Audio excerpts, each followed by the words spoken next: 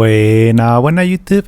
Today we're gonna talk about the classes on Elder Scrolls Online. What kind of spells do they use? Their strengths, their weaknesses, what are the classes are gonna provide to the group? That way, if you've been wondering what class to play, you will know. We're gonna rank them on roles they can do. So without anything else, let's start with the video. ¡Vámonos!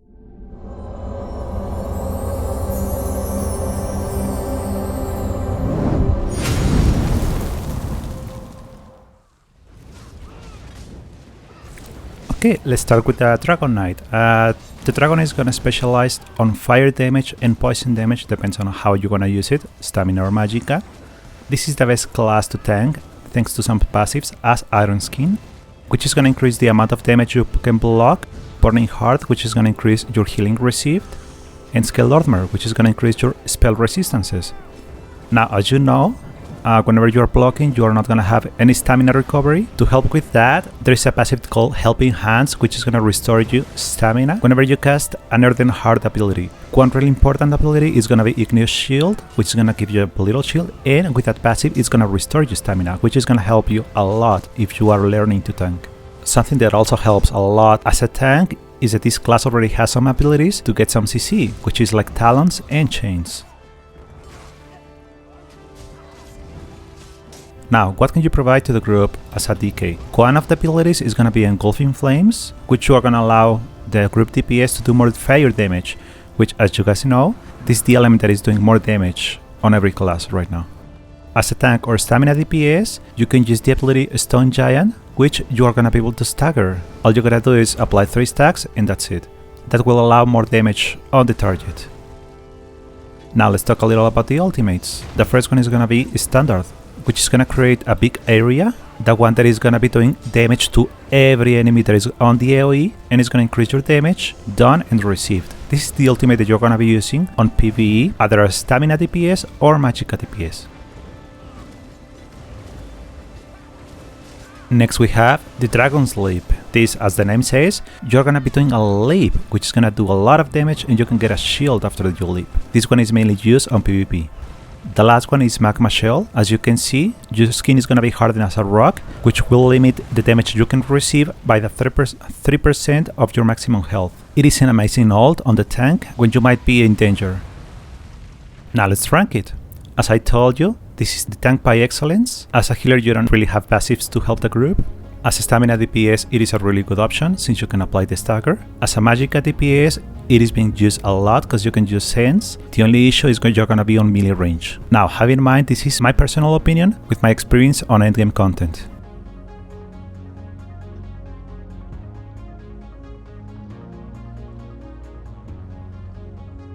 Next we have the Sorcerer. This class is gonna focus on wind and electricity spells, depending if you use it as stamina or magicka. This is the closest we have to a summoner. Why do I say that? Because you can summon 2 pets, which is gonna help you a lot with the DPS, and they can even tank the ads. As you can see, we have 2 abilities. One is Summon Twilight Matriarch, which can heal you or do damage, and the Scamp. This is also the only class that you have a teleport with. With this one you can stun either ads or another players, and you can just escape from the damage. Something really important on the class is that you can provide a synergy for Alkosh with Lightning Flood, which makes it super useful on advanced groups. Another ability is Bound Aegis, which is going to increase your max magicka, which is really helpful on a mag DPS, and if you trigger it, you are going to get a lot of mitigation from it for 3 seconds, which makes it super useful on a tank. Now, what are you going to provide to the group with the Sorcerer? As I already told you, you're going to provide the synergy for Alkosh with Lightning Flood, and also you will provide the Exploitation passive, which you're going to apply Minor Prophecy to the group. That means you're going to increase the spell critical of the group. There is many skills that you can proc. The one that is usually used, it is Crystal Fragments, because it is already part of your rotation on a Max Orc.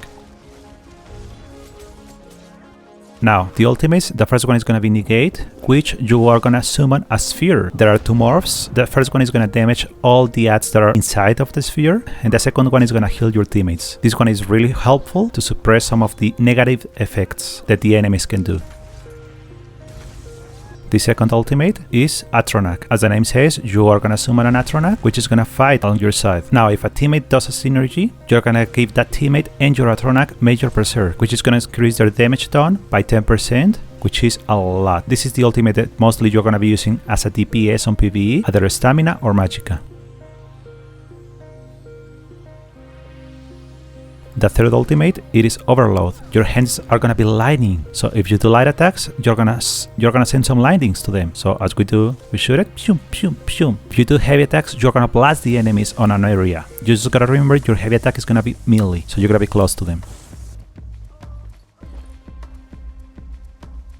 Now, how good are Sorcs on the rolls? As a tank, since you have a lot of mitigation and you can bring the passives to the group, it is really good. As a healer, you don't really have that many passives, but you're going to be providing the synergy for Alkosh and the passive. Stamina DPS has really good survivability, and you can provide Major Berserk, same as the passive. As a Magicka DPS, is going to be doing great damage, and you're going to be able to provide all the buffs to the group. Now, have in mind, usually the groups are going to be using only one Sorc, either as a tank, healer, or DPS, to provide both the synergy and the passive.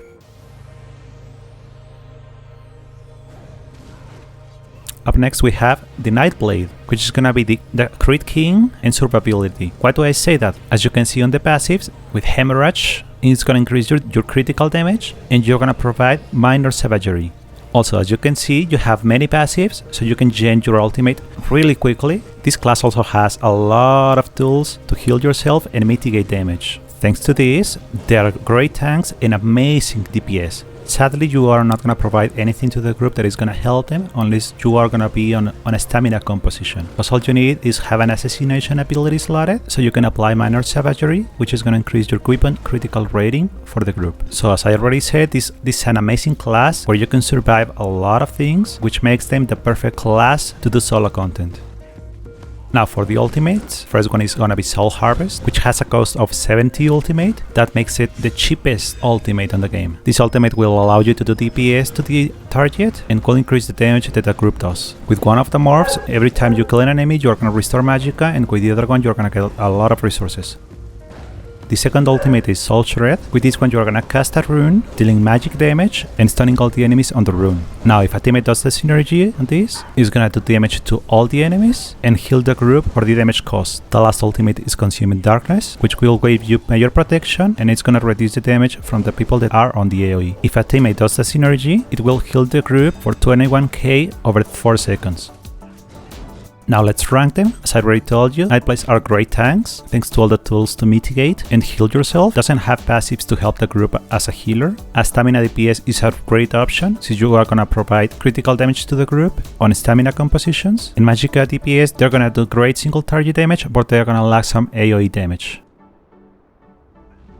Next we have the Templar, which reassembles as the Paladin. Templar is gonna be doing light spells and will provide a lot of damage on area, which means you're going to be able to damage a lot of targets at the same time. It has many skills and passives to heal the group, which makes them the healers by excellence. A great example of this, it is the ability of Extended Ritual, which you are going to cast a giant area, and as long as the teammates are inside the area, they're going to be healed and they're going to be able to purify, which means they're going to be able to cleanse any harmful effects they have on them. Sadly, they don't have that many tools to be great tanks, but these are great DPS as well. Now, as a Magicka, they have a really iconic ability, which is the Beam, which is Radiant Operation, more commonly known as Beam, which you're gonna cast a ray of holy fire, which will do more damage based on the remaining health the target has, which makes it an excellent execute. Now, the Stamina Templar is one of the easiest classes, since you only need to use a few bow skills and then do jabs. On the Stamina version, it's gonna give you more power, and on the Magicka version, you're gonna get healed while you do the damage.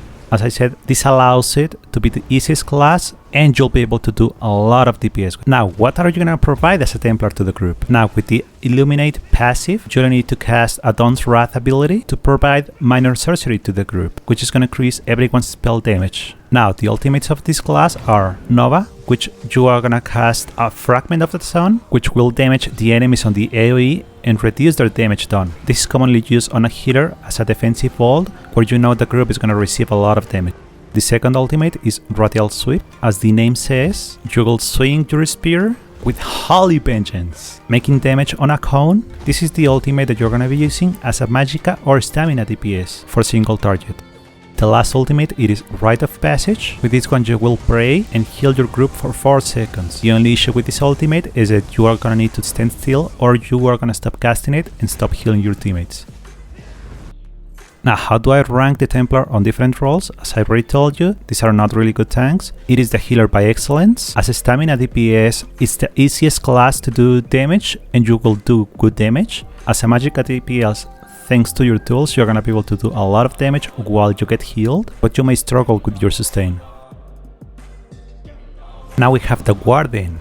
This class was released with Morrowind, which is basically a druid, since you will be harvesting the power of the nature to cast your spells. This can be used to do damage, to heal, or to increase your resistances so the group takes less damage. And this will allow you to have, for example, wings to move faster and give you more power, an ice armor to increase your resistances, an edge which will help you with your resources, either magic or stamina, shields that can absorb the damage, and birds which will launch to the enemy to do damage. With this class you are gonna be able to provide the shield debuff on the enemies, which will allow the group to do more critical damage to them. This effect was released a few months ago, which is why you're gonna see a lot of Warden characters as a DPS. Easiest way to proc shield is with the Winter's Revenge ability, which you are gonna summon a little ice AoE, reducing the movement speed of the enemies, and proccing shield. Another passive, which is the only class that can provide it, it's gonna be Maturation, which you are gonna provide minor toughness to the group, increasing their maximum health by a 10%.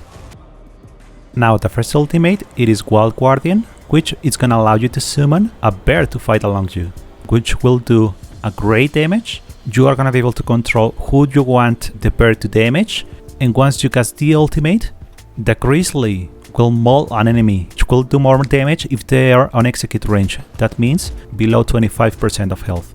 This is a great ultimate and you are gonna be able to use it as a stamina or Magicka DPS if you wanna have a higher single target damage. The second ultimate, it is Secluded Grove, which you are gonna summon a forest on an AoE, and as long as the teammates and yourself are inside of the forest, everyone will get healed. The last ultimate, it is Sleet Storm, which you are gonna cast a violent storm around you, dealing frost damage and reducing the enemy's movement speed.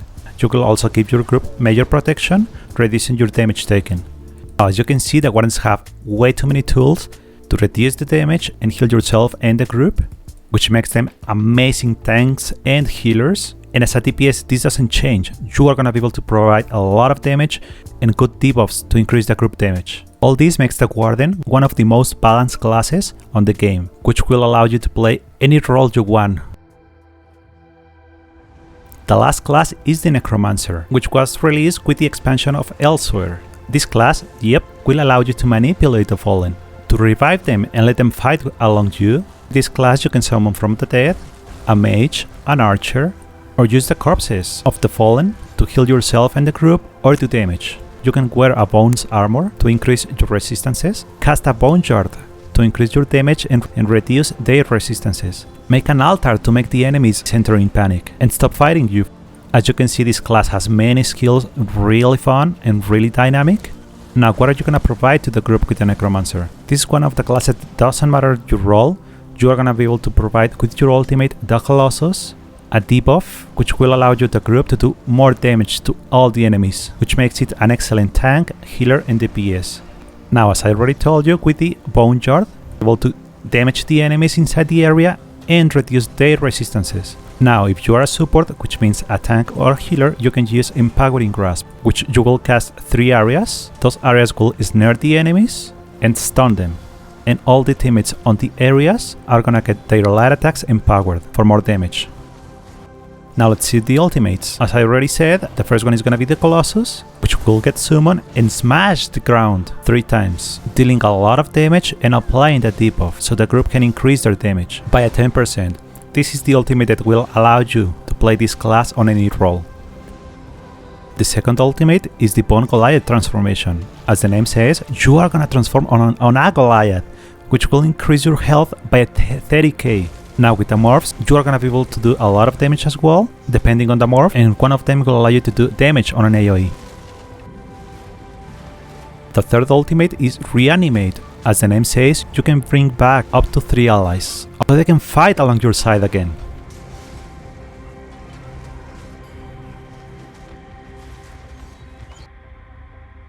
Now let's rank the Necromancer. Same as the Warden, is gonna be one of the most balanced classes, thanks to their ultimate Colossus, and thanks to their passives as well, which will allow you to have a lot of mitigation and heals, and at the same time do a lot of damage. This will make them excellent tanks, healers, and DPS, no matter if you're Stamina or Magicka. And with that, we're gonna finish the video. If this video was helpful to you and you liked it, please let me know with comments, likes, and subscribes. Even if it doesn't look like it, this helps me a lot to continue doing these kind of videos. Remember, if you have any comments, any suggestions or questions, please do let me know either on comments or on the Discord, which is on the description below, or on stream, which again, it is on the description below. Remember, we are streaming almost every day. There you can ask me anything you want. Remember, there is never gonna be dumb questions or that you are asking a lot. Without anything else, I hope you enjoyed the video, and I'll see everyone on the next video, okay? Now, let's enjoy Tamriel. ¡Vámonos!